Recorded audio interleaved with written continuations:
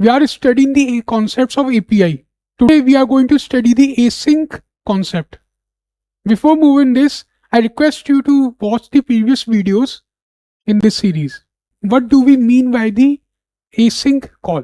Let's study this with the help of one example. This is a client. I am naming it C1. It is requesting some data from the server through an API. Now client has to request around 100 customers data.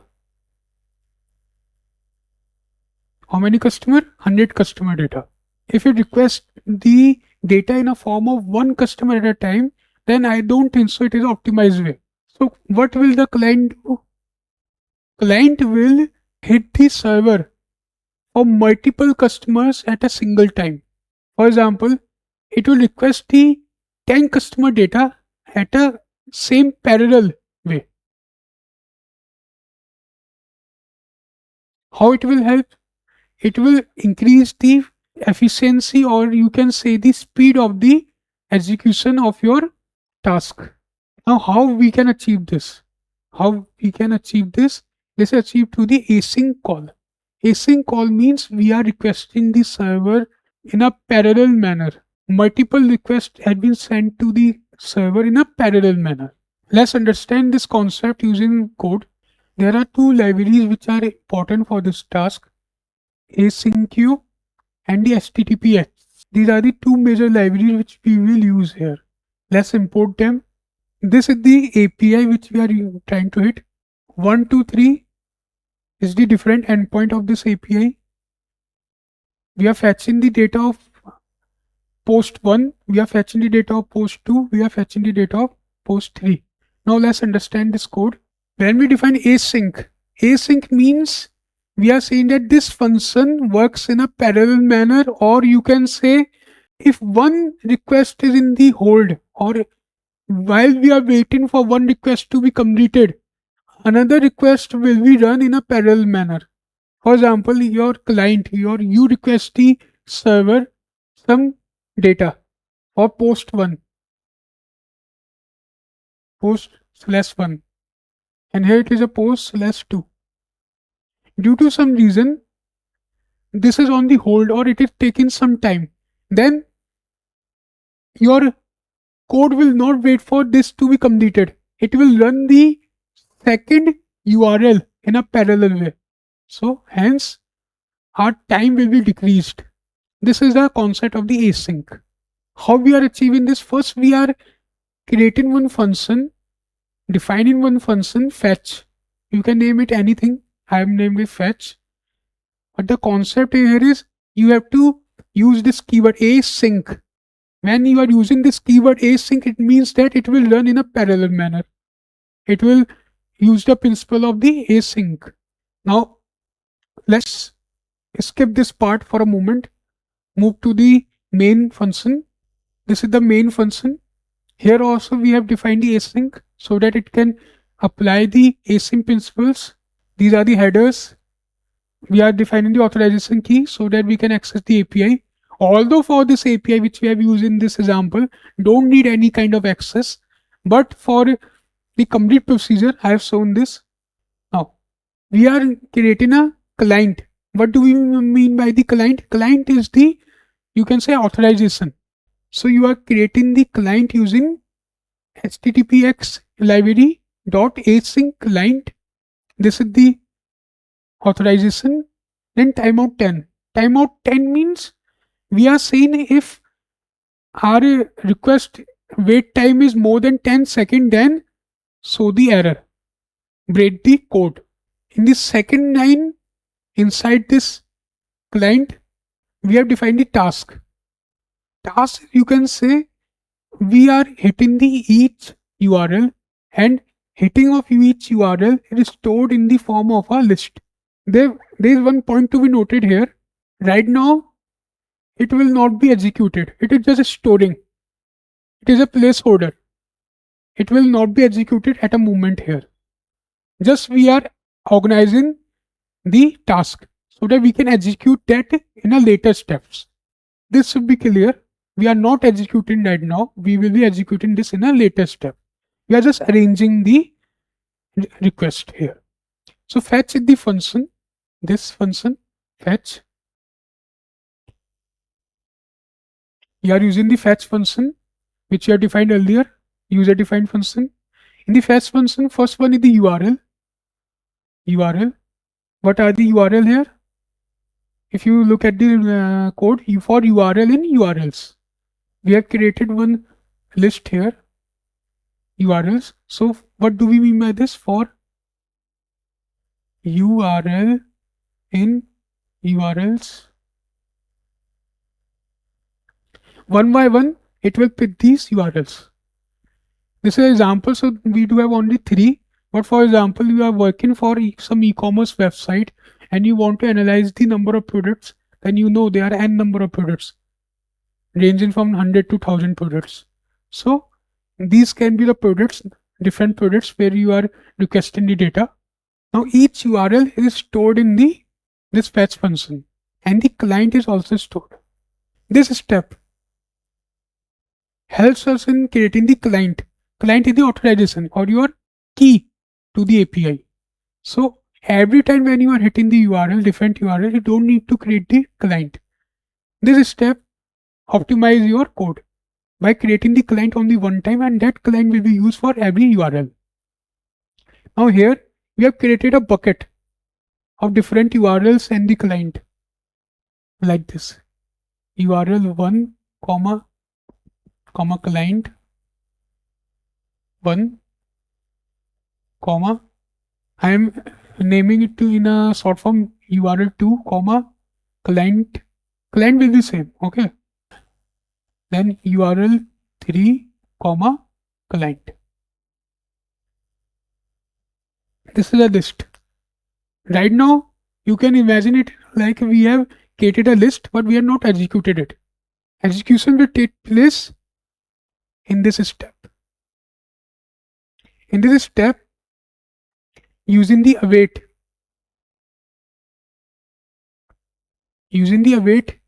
keyword, what will happen? Await async.gather asterisk task. So all tasks will run in a parallel manner, like I have explained earlier. If one task in the queue or if it is a waiting mode, another task will be run in a parallel manner. So this will decrease our execution time. And also it will maintain the order.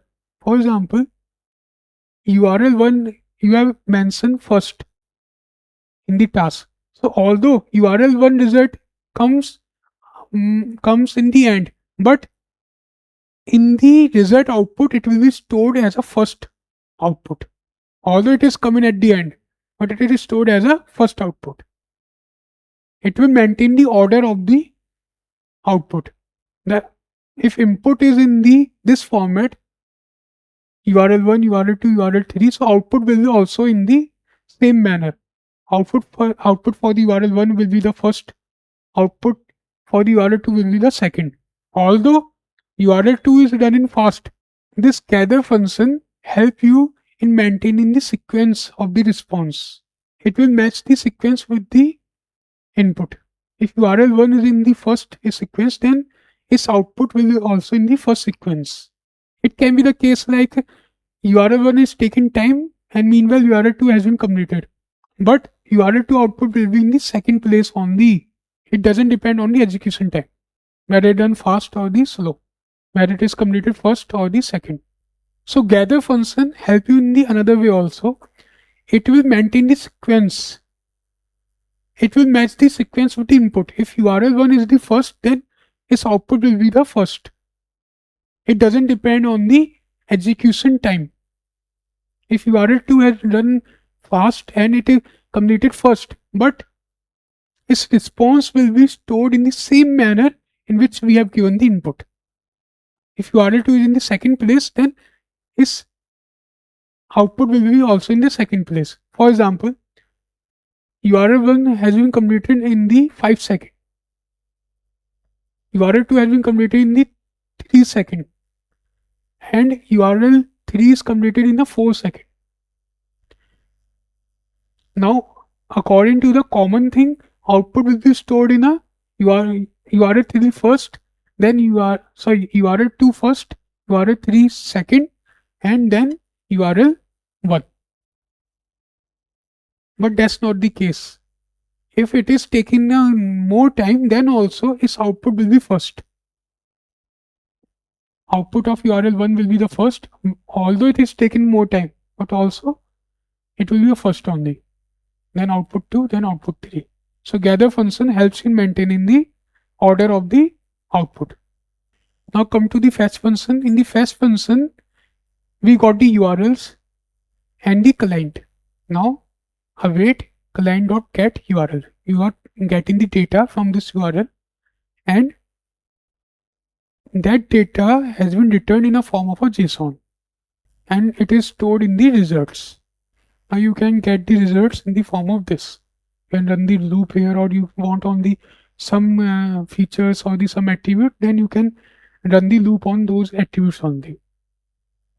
If you want more detail here, you can visit the previous lectures where we have covered this concept in a detailed manner. In the end, you will run the await main. So I am revising this.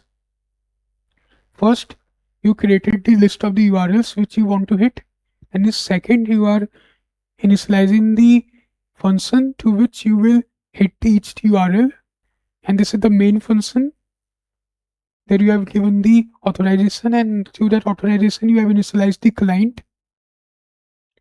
To that client, you will run all the tasks which you have stored here, and in the last step you can print the results. There is the explanation for each step. For the notes, you can visit my GitHub ID. From there you can download the notes and the notebook. Now, as I told you earlier, what async do? Async allow you to run multiple requests at the same time. But if you have given 100 requests at a time, or n number of requests, due to that your server explodes or your server stops responding. So this will create the problem. Like, you have to monitor the limits of the server. Each API has different limit. For example, if API data is heavy, then its limit can be around 10 requests per parallel request. What async do? Async allows you to run the multiple requests in a parallel manner. But if you are given so many requests and it exceeds the limit of your server, then it can throw you error. So you have to understand your server or your API, the maximum limit which you can provide to the server, the maximum number of requests. To control the maximum number of parallel requests, there is one feature in the async, that is semaphore. Semaphore is nothing, just you set to the API that we will give you 2 parallel requests at a one time, or you give the limit to your code that at one time you can give 2 parallel requests, not more than 2, or you can specify n number of requests here. Here I have specified 2, you can specify 10, 15, just depend on your API. So how it works? You have to give semaphore equal to async queue. Async queue is the library which we have used for the async method dot semaphore. The semaphore, you will give the number of parallel requests which you want to limit. Rest code is almost same. In the fetch function, there is one change here. In the earlier fetch function, is like this. We were hitting the URL using the client, but in the semaphore version, we will use this step, async with semaphore.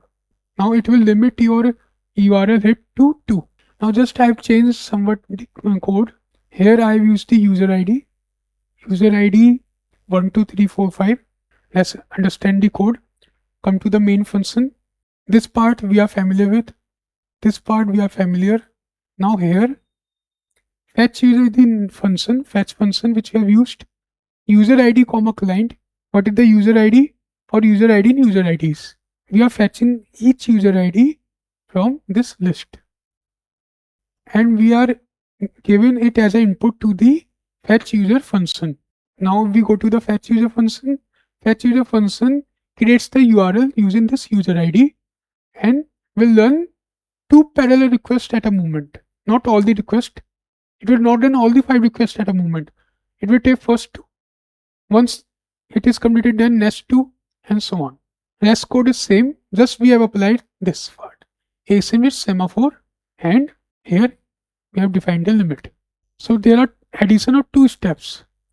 async.semaphore2. Here we are limiting the number of parallel requests, and the second step which has been changed from the earlier code, earlier version, is this. In the fetch user function, we have applied this async with semaphore. This will limit the number of requests. Rest code is same. If you have any doubt or any question, you can ask the questions in the comment box. Thank you.